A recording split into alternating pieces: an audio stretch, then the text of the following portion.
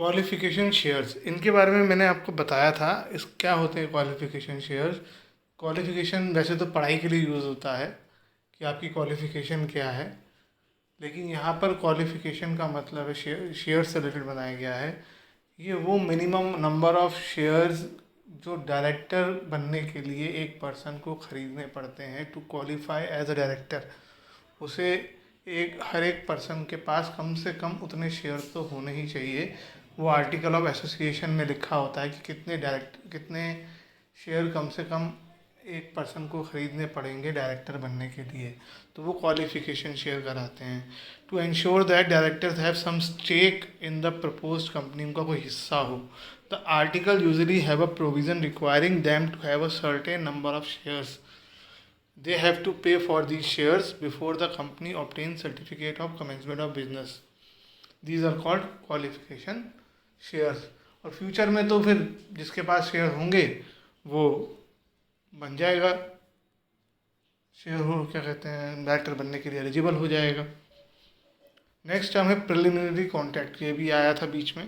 Preliminary contracts वो होते हैं जो प्रमोटर्स बनाते हैं कंपनी के इनकॉर्पोरेशन से पहले, यानी प्रमोशन स्टेज में कंपनी के बिहाफ पर जो कॉन्ट्रैक्ट्स बनाए जाते हैं वो प्रिलिमिनरी कॉन्ट्रैक्ट्स या प्री इनकॉर्पोरेशन। प्री इनकॉर्पोरेशन का मतलब इनकॉर्पोरेशन से पहले वाले कॉन्ट्रैक्ट, जो भी एग्रीमेंट्स और कॉन्ट्रैक्ट्स बनाए जा रहे हैं वो प्रिलिमिनरी कॉन्ट्रैक्ट्स होते हैं। अब ये कॉन्ट्रैक्ट प्रमोटर ने बनाए हैं लेकिन कंपनी के लिए ये लीगल बाइंडिंग नहीं है। कंपनी बनने के बाद कंपनी के पास चॉइस है कि whether it want to enter into a fresh contracts या इन्हीं कॉन्ट्रैक्ट्स को मान लेगी या ये कॉन्ट्रैक्ट बंद कर देगी। तो ये कंपनी के पास चॉइस होती है। कंपनी को कोई फोर्स नहीं कर सकता कि इन कॉन्ट्रैक्ट को एक्सेप्ट करना ही करना है। यानी अगर कंपनी एक्सेप्ट नहीं करती है तो इसकी वजह से जो भी लॉस होता है वो प्रमोटर को पर्सनली पे करना पड़ेगा।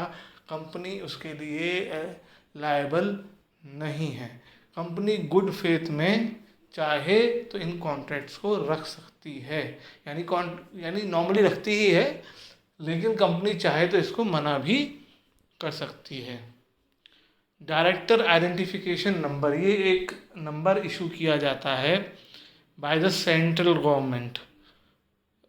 हर एक पर्सन को जो डायरेक्टर अपॉइंट होने वाला होता है ये एक यूनिक नंबर होता है। किसी भी पर्सन को एक से ज़्यादा ये नंबर इशू नहीं किया जाता है। हर एक पर्सन का एक DIN इशू कर दिया जाता है, गवर्नमेंट इशू करती है। और जिसके पास DIN होता है सिर्फ वो ही डायरेक्टर के लिए अप्लाई कर सकता है।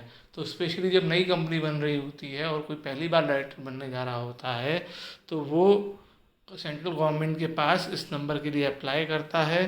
सेंट्रल गवर्नमेंट जब तक DIN अप्लाई नहीं कर, विदिन 1 मंथ अप्लाई कर देती है और किसी को भी 2 DIN नंबर अलॉट नहीं किए जा सकते।